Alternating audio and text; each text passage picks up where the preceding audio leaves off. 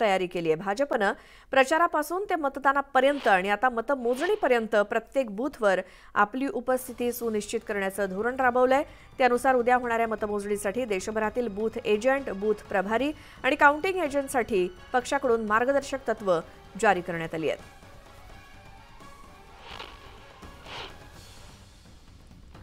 तर मतमोजणीसाठी भाजपनं काय तयारी केली आहे तर देशभरातील बूथ एजंट, बूथ प्रभारींसाठी मार्गदर्शक तत्व जारी केलेली आहेत। ईव्हीएमवरती विशेष लक्ष केंद्रित करा अशा सूचना या सर्वांना देण्यात आल्या आहेत। तसंच ईव्हीएमचं सील व्यवस्थित तपासा, ईव्हीएममध्ये छेडछाड झाल्यास आक्षेप नोंदवा असं सांगण्यात आलंय। ईव्हीएममध्ये पांढरा कागद नसेल तर तक्रार करा असं देखील सांगण्यात आलंय।